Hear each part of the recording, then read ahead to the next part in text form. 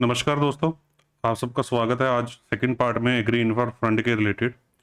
तो first part में हमने काफ़ी इसके फीचर्स और बेनिफिट्स और बैकग्राउंड का डिस्कशन किया था। तो आज के वीडियो में हम और टेक्निकल पार्ट पे जाएंगे कि कौन एलिजिबल बोरोवर्स हैं, क्या डेफिनेशन है उनकी, कौन-कौन से प्रोजेक्ट्स एलिजिबल हैं और अदर प्रोसीजरल मैटर्स क्या हैं। तो ऑब्जेक्टिव ये है कि ये सारी चीज़ें तो चलो मैं आपको वैसे भी बता देता, पर इसमें लिए आके आपके लिए नया क्या है कि इसमें जो-जो छोटी-छोटी टर्म्स यूज़ होंगी वो काइंड ऑफ ऐसी टर्म्स हैं कि आप अपने आसपास देखते तो हैं, समझते तो हैं या आपको पर उनका क्लियरली मीनिंग नहीं पता होता। तो आज उनके मीनिंग के बारे में भी थोड़ा बहुत जानने की हम कोशिश करेंगे। काफ़ी बेसिक लेवल की चीज़ें हैं, काफ़ी एग्री के साथ रिलेटेड चीज़ें हैं जो आपने शायद कभी सुनी भी नहीं होंगी। मैंने भी नहीं सुनी थी। जब मैंने इस टॉपिक के बारे में रिसर्च किया तो मेरे को खुद उन चीज़ों के बारे में जानकारी मिली, उनके बारे में पता चला। तो आज के टॉपिक के बाद ये टॉपिक हमारा एग्री इंफ्रा फंड वाला खत्म हो जाएगा, तो फिर हम नेक्स्ट टॉपिक्स की तरफ आगे बढ़ेंगे। तो थोड़ा ब्रीफ कर दूं, जो लास्ट लेक्चर्स में हमने ये स्लाइड्स बनाई थी, तो इसमें हमने स्कीम का बैकग्राउंड रैशनल बताया था कि इस स्कीम में क्या क्या बेनिफिट्स दिए जाते हैं, जिसमें मुख्य बेनिफिट था कि 3% का इंटरेस्ट सबवेंशन दिया जाता है और सीजीटीएमएससी कवर दिया जाता है अपना 2 करोड़ तक के लोन्स तक के लिए। तो ये सारी चीज़ें हमने लास्ट लेक्चर्स में डिस्कस की थी। तो अभी जो बेनिफिट्स के बाद अब जो हमारा आज का टॉपिक है वो है पहले एलिजिबल बोरोअर्स के बारे में स्टडी करने का। तो देखिए आपको छोटी-छोटी चीज़ों के बारे में पता चलेगा। तो एलिजिबल बोरोअर इस केस में इस स्कीम में कोई भी हो सकता है। स्टेट की एजेंसियाँ भी, गवर्नमेंट की एजेंसियाँ भी बोरोअर हो सकती हैं। तो eligible borrower is everyone including farmers and private entities. तो फार्मर्स को थोड़ा-सा डिफाइन किया गया है उनकी तरफ से कि फार्मर कौन है, किसान कौन है। तो इंक्लूसिव डेफिनिशन दी है कि farmer include this, this, this and this. तो कुछ 7-8 पॉइंट्स मैंने बताए हैं जो डेफिनेशन में इंक्लूडेड है। तो क्योंकि इंक्लूसिव डेफिनेशन है तो इनके अलावा कोई और भी जो आपको रेलेवेंट पर्सन लगे तो वो उसमें हो सकता है। तो देखिए जैसे उन्होंने लिखा है स्कीम डॉक्यूमेंट में कि फार्मर्स इंक्लूड्स एफपीओस। अब एफपीओस क्या होते हैं आपको भी नहीं पता, मुझे भी नहीं पता था। एफपीओस होते हैं फार्म प्रोड्यूस ऑर्गेनाइजेशंस। देखिए जो भारत में किसान है वो छोटे-छोटे जो किसान है वो गरीब किसान है। तो गरीब किसान के पास क्या होता है कि बार्गेनिंग पावर नहीं होती। जो साहूकार लोग हैं, बड़े लोग हैं, कंपनीज़ हैं, मार्केट है, वो उनको काफ़ी ज़्यादा torture torture in the sense कि इन्फ्लुएंस करती है, दबाव बना के रखती है कि वो अपना मनचाहा रेट नहीं ले पाते। तो अगर आपको इस दबाव से बाहर निकलना है, तो आपको एक यूनिटी बनानी पड़ेगी। एकता में बल्ला आपने कहानी सुनी होगी। तो जितनी यूनिटीज़ आप बनाएँगे तो यूनिटीज़ बनाने से क्या होगा कि जो किसान अगर मान लीजिए 1 एकड़ ज़मीन का सामान बेच रहा था, तो अगर उस तरह के 15 किसान मिल गए तो उनके पास 15-20 एकड़ ज़मीन का सामान हो गया बेचने या खरीदने के लिए। तो इतना बल्क में सामान खरीदने बेचने से और एक 10-15 लोगों की यूनिटी बनने से एक दबाव बन जाता है सामने वाली पार्टी की तरफ। और कल को इनको रेट जब इनपुट के टाइम पे सस्ता लेना हो या आउटपुट के टाइम पे महंगा बेचना हो, तो क्योंकि इनके पास आउटपुट ज़्यादा है तो इनको इकोनॉमीज ऑफ स्केल मिलती हैं, इनको बेनिफिशियल इनको बार्गेनिंग पावर इनकी बढ़ जाती है। तो गवर्नमेंट इन चीज़ों को प्रमोट करती है कि जो गरीब लोग हैं, ठीक है, गवर्नमेंट रूल्स बनाती है कि गरीबों का शोषण नहीं होना चाहिए, सबको संविधान में एक सा हक है। पर इसको प्रैक्टिकली इंप्लीमेंट करना, रूल बनाना तो ठीक है, एक बात है, पर उसको प्रैक्टिकली इंप्लीमेंट करवाना बहुत ज़्यादा डिफिकल्ट है। तो उसके लिए यूनिटी करवाना, कम्युनिटीज़ डेवलप करना, तो वो छोटे-छोटे कम्युनिटीज़ डेवलप करके गवर्नमेंट इन चीज़ों को इंप्लीमेंट करने की या उनके लाइफ़स्टाइल को बेटर करने की कोशिश करती है। तो उसी में एक पॉइंट है फार्म प्रोड्यूस ऑर्गेनाइजेशन का।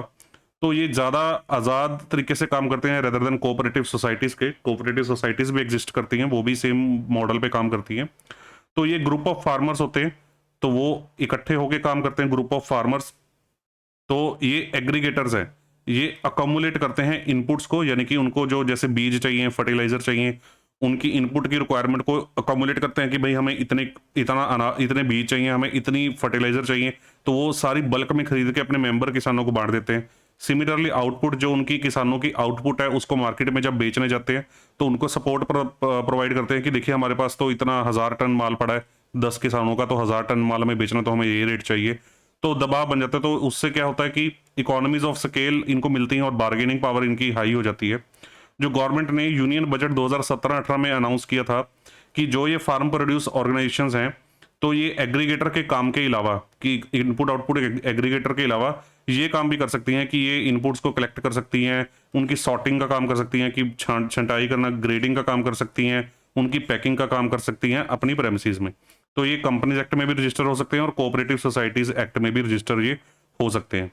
तो देखिए जो मैं आपकी नॉलेज के लिए बताता हूँ, बाकी एलिजिबल प्रोजेक्ट्स हम आगे स्लाइड्स में पढ़ेंगे। तो जो ये सॉर्टिंग, ग्रेडिंग, पैकेजिंग, ये सारे जो वर्क है ना, ये एलिजिबल प्रोजेक्ट्स हैं AIF स्कीम के अंदर। तो FPOs अगर ये प्रोजेक्ट साथ में अंडरटेक कर रहा है तो AIF स्कीम में अगर अप्लाई करता है तो उनको बेनिफिट FPOs को दिया जाएगा।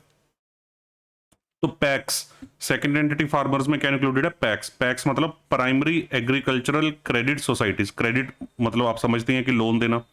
तो ये एक ग्रुप है, यूनियन है किसानों की ही, जो आपस में मेंबर्स किसानों को क्रेडिट फैसिलिटीज, लोन देने का, छोटे छोटे माइक्रो लोन्स देने का काम करती हैं। तो नाबार्ड या कोई और गवर्नमेंट एजेंसीज के द्वारा इनको फंड किया जा सकता है, या मेंबर किसान अपना पैसा कंट्रीब्यूट करके एक कॉमन पूल बना सकते हैं।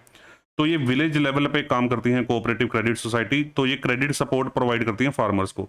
तो मेजरली 3 फंक्शंस ये एंटिटीज परफॉर्म करती हैं। एक तो स्मॉल, छोटे छोटे लोन देना, एग्रीकल्चरल मशीनरीज जो किसानों को चाहिए होती है खेती करने के लिए, उनको किराए पे देना, स्टोरेज की फैसिलिटियां प्रोवाइड करना कि उनकी जो फसल है उनको स्टोर करवा के रखना, उनकी फैसिलिटी प्रोवाइड करना। तो ये 3 एक्टिविटीज हैं। ये जो 2 एक्टिविटीज हैं, आपकी नॉलेज के लिए बता दूं, ये दो एक्टिविटीज हमारे एलिजिबल प्रोजेक्ट्स हैं AIF स्कीम के अंदर। लोन देना कोई एलिजिबल प्रोजेक्ट नहीं है, ये 2 एलिजिबल प्रोजेक्ट हैं। पर आजकल जो ये सिनेरियो स्टडी में आया है कि जो पैक्स हैं वो इन दोनों को ऑब्जेक्टिवली पूरा अच्छे तरीके से परफॉर्म नहीं कर पा रहे, और वो ये स्टोरेज फैसिलिटी, जो वेयर हाउसिंग फैसिलिटी वो प्रोवाइड करते हैं, इनके ऊपर वो प्लेज फंडिंग यानी स्टॉक की फंडिंग भी दे सकते हैं, क्योंकि क्रेडिट देना तो उनका ऑब्जेक्टिव है ही। तो इसी वजह से इनको और प्रमोट करने की जरूरत है as multi service centre MSC। तो पैक्स एज MSC प्रमोट करने की बहुत ज्यादा जरूरत है, राइट। तो एक स्ट्रक्चर आपके सामने मैंने एक बनाया है कि कोऑपरेटिव क्रेडिट इंस्टीट्यूशंस जो लोन देने का काम कर रही हैं, उनका स्ट्रक्चर क्या होता है। एक तो अर्बन कोऑपरेटिव बैंक्स होते हैं इसके अंदर, फिर रूरल क्रेडिट देने की इंस्टीट्यूशंस होती हैं इनके अंदर। अब रूरल में एक तो जो शॉर्ट टर्म फाइनेंसिंग के लिए एक लॉन्ग टर्म स्ट्रक्चर वाली होगी। तो शॉर्ट टर्म में जैसे स्टेट कोऑपरेटिव बैंक्स आ गए, सेंट्रल कोऑपरेटिव बैंक्स आ गए और पैक्स आ गए जो विलेज लेवल पे काम कर रहे हैं।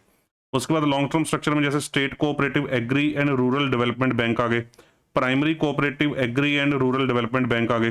तो ये एक तरह का स्ट्रक्चर इनका बना होता है। थर्ड पे जैसे marketing cooperative societies. Cooperative society word से कंफ्यूज मत होइएगा, तो ये एक यूनियन ही है किसानों की। तो कोऑपरेटिव सोसाइटीज जो मार्केटिंग सपोर्ट प्रोवाइड करने के लिए किसानों को जुड़ी होती हैं आपस में, उसमें से ट्रांसपोर्टेशन फैसिलिटी भी आ जाती है, स्टोरेज ग्रेडिंग की फैसिलिटी भी आ जाती है। तो ये सारी फैसिलिटियां हमारे AIF स्कीम के एलिजिबल प्रोजेक्ट्स हैं। तो ये कोऑपरेटिव सोसाइटी भी एलिजिबल बोरोर, अगर इनको इन कामों को करने के लिए पैसा चाहिए AIF स्कीम के अंदर। मल्टीपर्पज कोऑपरेटिव सोसाइटीज, नाम से ही क्लियर है, देखो कोऑपरेटिव तो है ही, पर मल्टीपर्पज काम कर सकते हो। मल्टीपर्पज कुछ भी हो सकता है, मार्केटिंग सपोर्ट देना, फंडिंग सपोर्ट देना, कोई बार्गेनिंग पावर के लिए एग्रीगेटर का काम करना। तो मल्टीपर्पज सोसाइटीज हो सकती हैं। स्टेट एजेंसीज, जैसे अब देखिए मैंने आपको बताया था कि गवर्नमेंट की एजेंसीज भी AIF स्कीम के अंदर लोन ले सकती हैं। APMC, आपको MSP वाले वीडियो में मैंने सॉरी वो मेंबर्स के लिए था वीडियो, तो आप चाहे वो मेंबर सब्सक्रिप्शन लेके देख सकते हैं। APMC मतलब मंडी। जो आप मंडी नहीं देखते अपने शहरों में, छोटे एरियाज में मंडी, जो गवर्नमेंट की मंडीज होती हैं जहाँ पे किसानों की फसलें आती हैं, गवर्नमेंट के बायर्स वहाँ पे ऑक्शन होती हैं और प्रोक्योरमेंट होती है, तो वो मंडीज, मंडी बोर्ड जो इसको हम बोल देते हैं। तो मंडी बोर्ड भी देखो वहाँ पे तरह तरह की फैसिलिटीज अपनी मंडी में प्रोवाइड करता है। तो उनको भी अगर AIF स्कीम के अंदर फंडिंग लेनी है तो वो कवर हो सकते हैं। National and state federation of cooperative societies, तो ये क्या है कि इसमें एक एग्जांपल है जैसे NCCF, national cooperative consumer federation of India limited. तो ये एक एंटिटी है जो कि एक नेशनल लेवल की फेडरेशन है कोऑपरेटिव सोसाइटी की। फेडरेशन क्या होती है कि अब जैसे इंडिविजुअल लेवल पे किसान है, 10-15 किसान है, उन्होंने संगठन करके एक ऑर्गेनाइजेशन बना ली, एक कोऑपरेटिव सोसाइटी बना ली, एक जैसे एक सेल्फ हेल्प ग्रुप बना लिया। तो वो जैसे इस तरह के सेल्फ हेल्प ग्रुप या इस तरह की कोऑपरेटिव सोसाइटीज काफी जैसे बन गई, 15-20 बन गई पूरे इंडिया लेवल पे। अब उनको अगर एग्रीगेट कर दिया जाए, मान लीजिए पंजाब में ही इस तरह की 10-15 बन गई, तो उनको एग्रीगेट करके उनकी आगे एक फेडरेशन बना दी जाए, उनकी एक यूनिटी बना दी जाए, तो स्टेट फेडरेशन हो गई। तो स्टेट लेवल की सारी फेडरेशन को ज्वाइन करके एक अकोमोडेट कर दिया जाए तो नेशनल लेवल फेडरेशन हो गई। तो NCCF भी इसी तरह से है, जो ये 1965 में स्टेब्लिश हुई थी। तो multi state cooperative societies act के अंदर ये रजिस्टर्ड है।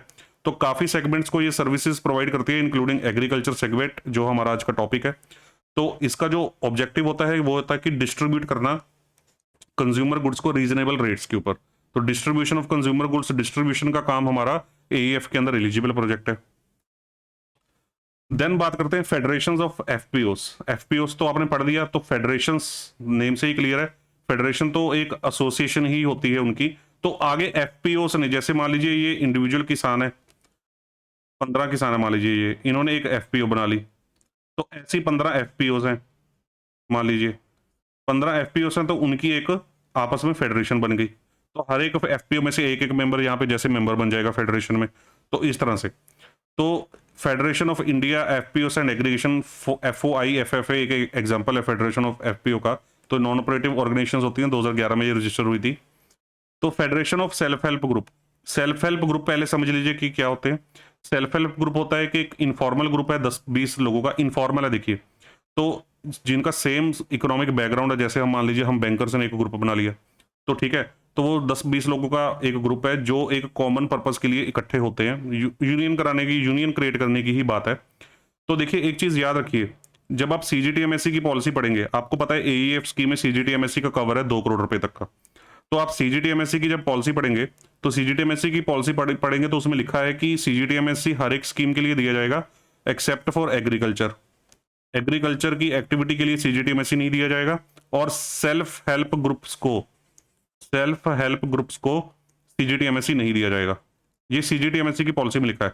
सीजीटीएमएससी की पॉलिसी को एईएफ के साथ लिंक मत कीजिए, दोनों अलग अलग बॉडीज हैं। तो सीजीटीएमएससी में ये लिखा है।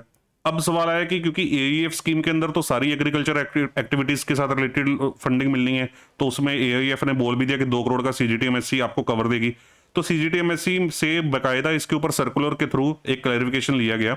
तो सीजीटीएमएससी ने बोला कि जो एईएफ स्कीम के अंदर एलिजिबल प्रोजेक्ट्स मेंशन है पैराग्राफ 6 में, पैराग्राफ 6 कौन सा है, ये वेबसाइट है agriinfra.dac.gov.in, जो कि एग्री इंफ्रा प्रोजेक्ट के लिए है। इसमें पैराग्राफ 6 में, ये पैराग्राफ 6 में सारे एलिजिबल प्रोजेक्ट्स जो हैं डिफाइन किए गए हैं। तो सीजीटीएमएससी ने क्लैरिफाई कर दिया कि जो इस पैराग्राफ में सारे प्रोजेक्ट्स डिफाइन किए गए हैं उनके ऊपर सीजीटीएमएससी कवर आपको मिलेगा। प्लस सीजीटीएमएससी में लिखा हुआ है कि सेल्फ हेल्प ग्रुप्स को नहीं दिया जाएगा, पर उन्होंने ये नहीं लिखा कि federations of self help group को नहीं सीजीटीएमएससी मिलना। उन्होंने तो खाली सेल्फ हेल्प ग्रुप को मिला बोला है कि सीजीटीएमएससी नहीं मिलेगा, पर federation of self help group को तो मिल ही सकता है। तो इस वजह से सेल्फ हेल्प ग्रुप तो एक्सक्लूडेड ही है, but federation of self help group को इंक्लूड किया गया है एआईएफ स्कीम की डेफिनेशन में, राइट। तो मैंने यहाँ पे फेडरेशन का एक मीनिंग समझाया कि सारे इकट्ठे होकर कॉमन एक्टिविटी काम करते हैं। फेडरेशन ऑफ जो सेल्फ हेल्प ग्रुप है, तो वो एक छोटे छोटे सेल्फ हेल्प ग्रुप का एक नेटवर्क है, तो जिसमें सबके सेल्फ हेल्प ग्रुप के मेंबर्स, जैसे मैंने एफपीओ को बताया कि एक एक मेंबर यहाँ से आके जुड़ जाता है और सारी जो अपनी सर्विसेज है उनको प्रोवाइड करता है, ताकि एक जॉइंट बड़े लेवल पे कम्युनिटी इनकी बन सके और economies of scale, bargaining power etcetera etcetera इस तरह की फैसिलिटीज प्रोवाइड करवा सके और किसानों को न्याय दिलवा सके। तो ये चीज़ हो गई। तो ये थी हमारी जो डेफिनेशन थी जो एलिजिबल प्रोजेक्ट्स की, हमने जो डिस्कस की एलिजिबल बोरोवर्स की। तो अब आगे बढ़ते हैं कि एलिजिबल प्रोजेक्ट्स क्या डिफाइन किए गए हैं। देखिए एलिजिबल प्रोजेक्ट्स जो है, इन्होंने क्लैरिफाई किया है एईएफ वालों ने कि ये जो लिस्ट एलिजिबल प्रोजेक्ट्स की है, जो ये पैराग्राफ 6 में दी गई है, कहते हैं ये आपकी गाइडेंस के लिए ही है। गाइडेंस इन द सेंस कि ये बताने के लिए है कि ये प्रोजेक्ट भी ले सकते हैं लोन एईएफ स्कीम के अंदर। इसके अलावा भी अगर आपको कोई प्रोजेक्ट लगता है तो लैंडिंग इंस्टीट्यूशन, हमारी जो प्रोजेक्ट मॉनिटरिंग यूनिट है, जो सेंट्रल लेवल पे एईएफ की प्रोजेक्ट मॉनिटरिंग यूनिट है, उसके साथ डिस्कशन करके इनके अलावा भी और प्रोजेक्ट्स को फंडिंग दे सकती है। तो इस तरह से आप रिजिड मत हो जाना कि भाई ये प्रोजेक्ट तो उसमें मेंशन ही नहीं है तो इस प्रोजेक्ट को तो फंडिंग मिल ही नहीं सकती। तो ऐसा नहीं है। तो उन्होंने जिक्र किया है कि नहीं, आप देख सकते हैं लैंडिंग इंस्टीट्यूशन इस चीज को डिसाइड कर सकता है पीएमयू के साथ मिलके। तो इस सीजीटीएमएससी के बारे में मैंने आपको ऑलरेडी बता दिया कि सीजीटीएमएससी ने क्लियर कर दिया है कि ये सारे प्रोजेक्ट्स जो हैं पैराग्राफ 6 वाले देखिए, ये प्रोजेक्ट्स सारे कवर्ड हैं। अगर इसके अलावा कोई और प्रोजेक्ट आपको फंड करना है, पीएमयू के साथ आपने डिस्कशन किया, तो आपको ये डिस्कशन भी करना पड़ेगा कि क्या सीजीटीएमएससी उसके ऊपर कवर देगा या नहीं देगा। उसके अलावा एक जनरल टर्म है कि जो ये सारे एलिजिबल प्रोजेक्ट्स हम स्टडी करेंगे, अगर उन प्रोजेक्ट्स की सोलराइजेशन की, उन प्रोजेक्ट्स को चलाने के लिए अगर उसके ऊपर सोलर एनर्जी का सेटअप लगाना है, उनकी डिजिटल कनेक्टिविटी बनानी है, ऑप्टिक फाइबर इंटरनेट कनेक्टिविटी बनानी है, इन सारी एलिजिबल प्रोजेक्ट्स में अगर कोई बंदा आपका इन प्रोजेक्ट्स के अलावा इन प्रोजेक्ट्स को सब्सिडरी तौर पे ये हेल्प देने का काम कर रहा है, कोई बोरोवर आया आपके पास, वो इन एलिजिबल प्रोजेक्ट्स के लिए इस तरह की फैसिलिटियां दे रहा है कि सोलराइजेशन की, डिजिटल कनेक्टिविटी की, ऑप्टिक फाइबर की, तो वो एक्टिविटीज भी कवर्ड है एईएफ स्कीम के अंदर। ये एक्टिविटीज भी सारे एलिजिबल प्रोजेक्ट्स के लिए, समझ गए इस चीज को। तो एलिजिबल प्रोजेक्ट्स को 2 पार्ट्स में डिवाइड किया गया है। एक तो पोस्ट हार्वेस्ट मैनेजमेंट वाले प्रोजेक्ट हो गए, एक कम्युनिटी फार्मिंग एसेट्स वाले प्रोजेक्ट हो गए, जिसमें एक फार्म कम्युनिटी के लिए कुछ नई चीज़ें बनाने का या कुछ ऐसी चीज़ें बनाने का जो सारी कम्युनिटी को हेल्प कर सकें, उसका तरह का काम किया जाता है। ये पोस्ट हार्वेस्ट मैनेजमेंट का मतलब हो गया कि फसलों की कटाई के बाद फसल की मैनेजमेंट के लिए जो प्रोजेक्ट्स लगाए गए, उनके बारे में। तो देखिए, इसमें क्या-क्या प्रोजेक्ट्स के एग्ज़ाम्पल है, जैसे supply chain services including e-marketing. कोई पर्सन आया आपके पास लोन लेने के लिए, वो सप्लाई चेन में उनकी सप्लाई सपोर्ट करता है, ई-मार्केटिंग कराने में हेल्प करता है, तो इस तरह का काम करता है, तो वो उसका जो उसने अगर ऐसा काम किया है या कर रहा है या करना है, तो वो एएएफ स्कीम के अंदर कवर हो सकता है। वेयर हाउसिंग फैसिलिटी वो प्रोवाइड करता है। सिलोस, अब देखिए सिलोस टर्म आपने ज़्यादा नहीं सुनी होगी। सिलोस क्या होते हैं? एक स्टोरेज टैंक्स होते हैं, बड़े-बड़े सिल्वर से कलर के होते हैं, एल्यूमीनियम पता नहीं किस शीट से बने होते हैं। तो उस गूगल पर सर्च करेंगे तो आपको उनकी इमेज भी मिल जाएगी। कोल्ड स्टोरेज फैसिलिटी प्रोवाइड की। देखिए पोस्ट हार्वेस्ट के लिए है ना, हार्वेस्ट होने के बाद वेयर हाउस करवा दिया, सिलोस करवा दिया, कोल्ड स्टोरेज करवा दी, पैकेजिंग फैसिलिटी प्रोवाइड करवा दी। असेइंग फैसिलिटी, असेइंग देखिए असेइंग टर्म क्या होती है कि वेट डिटरमिन करना, मेजरमेंट करना, क्वालिटी फीचर्स चेक करना प्रोडक्ट के। अगर कोई बंदा ये काम कर रहा है अपने किसी यूनिट में, तो ये भी एलिजिबल प्रोजेक्ट है। सॉर्टिंग करना तो आपको पता ही है, ग्रेडिंग करना भी आपको पता है। रिपनिंग चैम्बर, रिपनिंग चैम्बर क्या होता है कि एक कोल्ड रूम होता है, ठंडा कमरा होता है, एक स्पेशलाइज्ड मतलब मशीनरी के थ्रू उसको ठंडा किया जाता है, या ज़्यादातर ये बनाना केले की फसल में यूज होता है। रिपनिंग का क्या मतलब होता है? देखिए यही छोटी छोटी टर्म्स आपको क्लियर करनी है। रिपनिंग का क्या मतलब होता है? रिपनिंग एक प्रोसेस है जिसके जिसके माध्यम से हम फ्रूट को एक पर्टिकुलर टेम्परेचर पे, पर्टिकुलर एनवायरनमेंट में डालते हैं, जिससे उसके अंदर उसकी जो डिजायर्ड फ्लेवर, क्वालिटी, कलर जो फ्रूट में हमें चाहिए होता है, या अदर उसमें जो प्रॉपर्टीज हमें चाहिए, फीचर्स चाहिए फ्रूट में, वो तैयार हो जाते हैं जल्दी फ्रूट के अंदर, तो ताकि वो कंजम्पशन के लिए रेडी हो सके। तो वो रिपनिंग चैम्बर, इस तरह की फैसिलिटी देने का कोई बंदा प्रोजेक्ट लगा रहा है तो वो भी कवर्ड है। Farm residue and waste infra, अगर फार्म से खेती से जो वेस्ट निकलता है, जो गांवों में वेस्ट निकलता है, उनको मैनेज करने के लिए वेस्ट मैनेजमेंट का कोई प्रोजेक्ट लगा रहा है, जिससे कोई बायोगैस बना रहा हो या कुछ बना रहा हो, तो उस तरह के प्रोजेक्ट्स भी इसके अंदर कवर्ड है। रिफियर रिफियर मतलब refrigerator van and insulated vehicles, तो ये व्हीकल्स होते हैं टेम्परेचर कंट्रोल वाले, जैसे ट्रांसपोर्ट के व्हीकल्स हैं, जिसके अंदर ट्रांसपोर्ट करते समय जिन प्रोडक्ट्स को, खेती के प्रोडक्ट्स को ट्रांसपोर्टेशन में स्पेशल टेम्परेचर की जरूरत पड़ती है, तो इन स्पेशल व्हीकल्स में उनको ट्रांसपोर्ट किया जाता है। तो अगर कोई पर्सन इनको मैन्युफैक्चर करता है या इनके साथ रिलेटेड ट्रांसपोर्टेशन सर्विसेज प्रोवाइड करता है, तो वो भी इसके अंदर एएएफ स्कीम के अंदर कवर्ड है। इसके अलावा आ जाती हैं कि प्राइमरी प्रोसेसिंग एक्टिविटीज, ये एक जनरल टर्म उन्होंने लिख दी कि प्राइमरी प्रोसेसिंग एक्टिविटीज भी एएएफ स्कीम का पार्ट है। अब प्राइमरी प्रोसेसिंग एक्टिविटीज को बहुत ज्यादा डिटेल में डिफाइन करने का फंडा ये है कि उन्होंने ये बोला प्राइमरी प्रोसेसिंग एक्टिविटीज क्या होती हैं कि किसान की जो फसल आई, किसान की जो फसल आई, उस फसल को हमने इस तरह से मैनेज किया कि उसका कोई प्रोडक्ट चेंज नहीं हो गया उसकी वजह से। कि मान लीजिए पहले फसल आई थी कुछ और, उसको हमने प्रोसेस करके कुछ और ही प्रोडक्ट बना दिया, जैसे ऑयल मिल है, तो सरसों आई, सरसों को मैनेज करके हमने ऑयल निकाल के बना दिया, तो ये प्राइमरी प्रोसेसिंग एक्टिविटी नहीं है, ये सेकेंडरी प्रोसेसिंग एक्टिविटी है, राइट। प्राइमरी प्रोसेसिंग एक्टिविटी में फसल का ढंग चेंज नहीं होता, फसल सेम की सेम ही रहती है, उसको मैनेजमेंट करने का तरीका बस जो होता है वो प्राइमरी प्रोसेसिंग एक्टिविटी की एग्जांपल है। हालांकि इसके कुछ एक्सेप्शंस भी हैं, तो वो आप देखेंगे उसके अंदर। तो इसको मैंने ज़्यादा समझाने की कोशिश नहीं की क्योंकि ये काफ़ी लेंथी डेफिनेशन है, तो मैं यहाँ पे आपको दिखा देता हूँ कि इन्होंने कितनी लेंथी इसकी डेफिनेशन बनाई हुई है। ये देखिए, प्राइमरी प्रोसेसिंग एक्टिविटीज इन्होंने डिफाइन कर दिया, जैसे सीरियल्स में, अनाज में इन्होंने व्हीट राइस में डिफाइन कर दिया कि ये एक्टिविटीज एलिजिबल हैं, जैसे क्लीनिंग करना, उनमें से पत्थर निकालना, डीस्टोनिंग, सॉर्टिंग करना, ग्रेडिंग करना, उनकी मिलिंग करना, पाउंडिंग करना, ग्राइंडिंग करना, टेम्परिंग करना, उनको उबालना, ठीक है, ड्राई करना, मतलब इस तरह की फैसिलिटीज, पैकेजिंग करना, ठीक है, वेयर हाउस सिलोस का काम, तो ये सारी एलिजिबल एक्टिविटीज हैं। अब ये जैसे एक्टिविटीज लिख दी, एक्सट्रूजन करना, उनकी किसी चीज के साथ ब्लेंडिंग करके कोई और प्रोडक्ट बना देना। राइस फोर्टिफिकेशन, राइस फोर्टिफिकेशन क्या होता है कि वैसे मैंने आज का जो वीडियो डाला उसमें समझाया है राइस फोर्टिफिकेशन। राइस फोर्टिफिकेशन होता है बेसिकली कि हम क्या करते हैं कि चावलों में पोषक तत्व कम होने की वजह से जो टूटे हुए चावल होते हैं, जो ज्यादा काम के चावल नहीं होते हैं, उनका बूरा बना के उनको उनके अंदर पोषक तत्व मिला के उनको एक्सट्रूजन मशीन के जरिए उनको वापस चावल में कन्वर्ट कर देते हैं, और उस चावल को फिर जो नॉर्मल वाले चावल होते हैं उनके अंदर मिक्स कर देते हैं, तो उसके अंदर पोषक तत्व जो है एप्रोप्रिएट जो लोगों को मिलने चाहिए वो मिक्स हो जाते हैं, तो उसको राइस फोर्टिफिकेशन प्रोसेस बोलते हैं।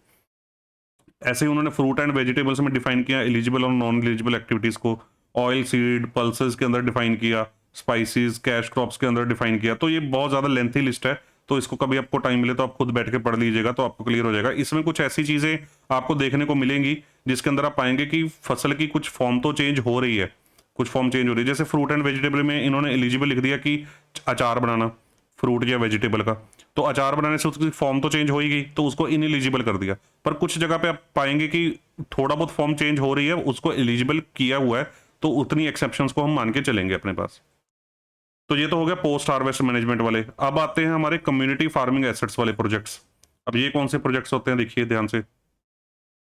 देखिए उसमें प्रोजेक्ट आता है organic input production, vermi composting का प्रोजेक्ट, जिसमें क्या होता है कि जो धरती के अर्थवॉर्म्स होते हैं, कीड़े होते हैं, उनको कन्वर्ट कर दिया जाता है उन मेन्योर में, खाद में कन्वर्ट कर दिया जाता है, ताकि फसल को उपजाऊ शक्ति ज़्यादा मिल सके। कंप्रेस्ड बायोगैस प्लांट अगर कोई लगा रहा है, जैसे कि waste agri residue, cattle dung या म्युनिसिपल का सॉलिड वेस्ट को प्रोसेस करके जो बायोगैस बनेगी, तो जो बायोगैस के का फायदा आपको पता ही है कि इलेक्ट्रिसिटी हीट्स के लिए, फ्यूल करने के लिए व्हीकल्स को जरूरत होती है।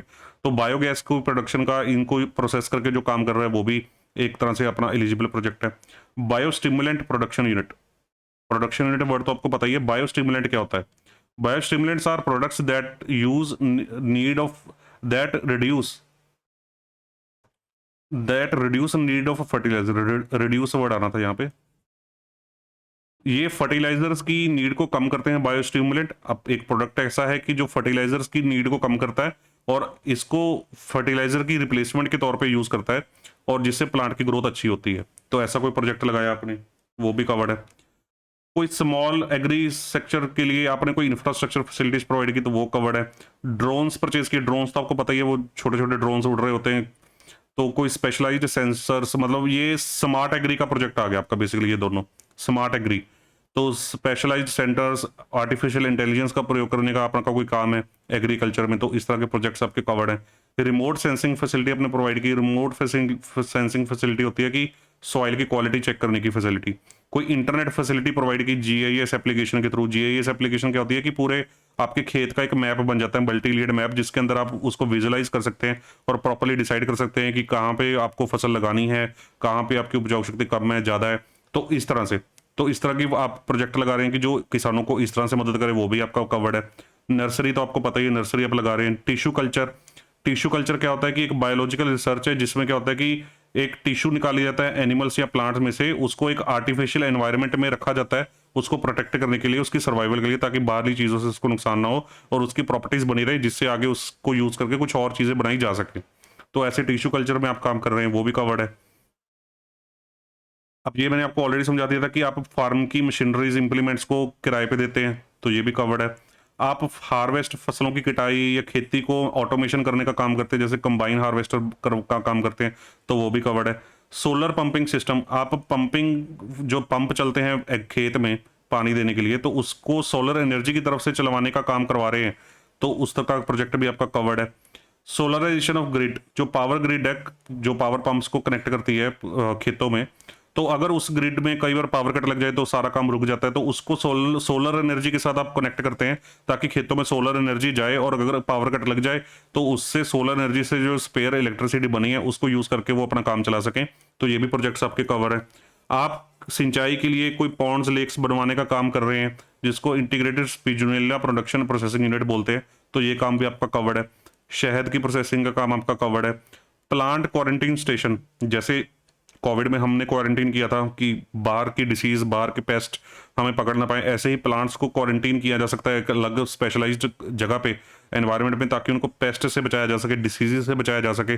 अगर इस तरह का आप कोई प्रोजेक्ट लगा रहे हैं प्लांट क्वारंटीन बनाने का, तो वो भी आपका कवर्ड है। या कोई और प्रोजेक्ट जो सेंट्रल और state government PPP, public private partnership model में प्रमोट करती है, तो वो भी प्रोजेक्ट्स इसके अंदर कवर्ड है।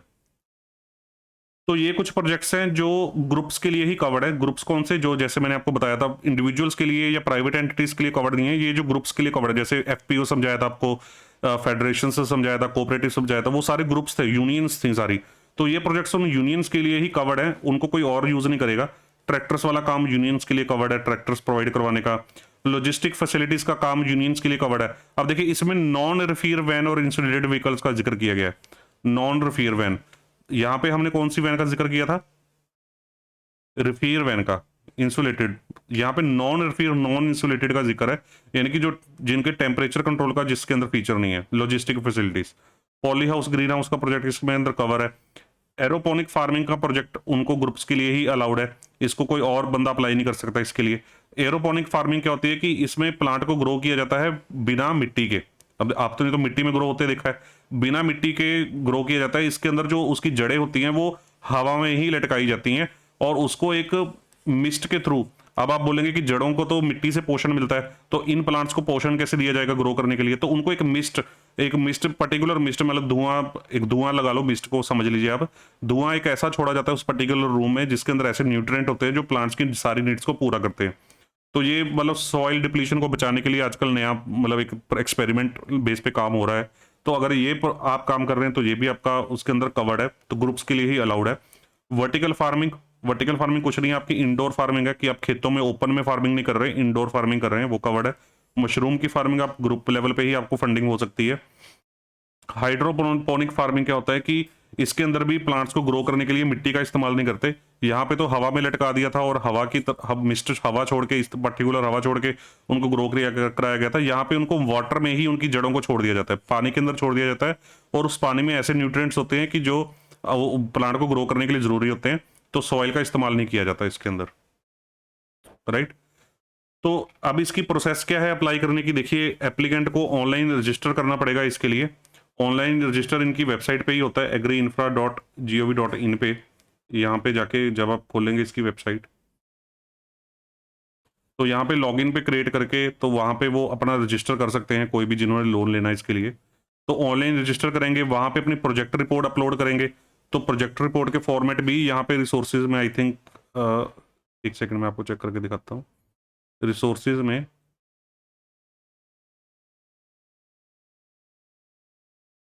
ये देखिए, ये सारे ना उन्होंने प्रोजेक्ट रिपोर्ट्स के फॉर्मेट्स दिए हुए हैं।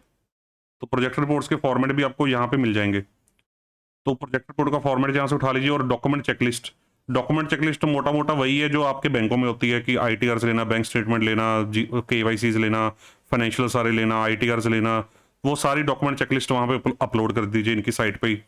ठीक है, तो जब आप ये सारा काम कर देंगे तो जो प्रोजेक्ट मॉनिटरिंग यूनिट है ऑनलाइन, वो आपका एप्लीकेशन को चेक करेगी। उनको लगेगा कि आपकी एप्लीकेशन ठीक है, तो वो आपकी एप्लीकेशन को उस बैंक को फॉरवर्ड कर दिया जाएगा जिस बैंक को आपने चूज किया था ऑनलाइन। आप ऑनलाइन यहाँ पे बैंक को भी चूज करेंगे कि मेरी एप्लीकेशन कौन से बैंक में जाए, तो उस एप्लीकेशन को उस बैंक में फॉरवर्ड कर दिया जाएगा। और उस बैंक को 60 दिनों के अंदर अंदर उसको डिसीजन करना पड़ेगा, एक्सेप्ट, सैंक्शन या रिजेक्ट 60 दिनों के बीच बीच में करना पड़ेगा। तो 60 दिन का टैट है। तो बात ये आती है कि क्या ऑफलाइन ऑनलाइन मोड पे ही होगा सारा कुछ? तो उन्होंने क्लैरिफाई किया सर्कुलर के थ्रू कि आप ऑफलाइन मोड में भी जा सकते हैं। तो डायरेक्ट बैंकों के पास अप्रोच करके भी आप लोन ले सकते हैं ये वाला। तो उस केस में जो लेंडर बैंक है वो सारी आपकी डिटेल्स जो है वो फिल करके देगा ऑनलाइन। ठीक है, इसमें आपको एक और क्लैरिफिकेशन भी बता दूं कि जैसे अगर आपका कोई पर्सन था जिसने प्रोजेक्ट ये लगा दिया, मान लीजिए लास्ट ईयर लगा लिया प्रोजेक्ट, और उसको AEF स्कीम के अंदर के बारे में पता ही नहीं था कि AEF स्कीम भी कोई है, उसने प्रोजेक्ट लगा लिया, काम शुरू कर दिया, टर्म लोन ले लिया। और हाँ, एक चीज़ और बता दूं कि इस फैसिलिटी में सिर्फ मीडियम और लॉन्ग टर्म लोन्स ही अलाउड है AEF स्कीम के अंदर।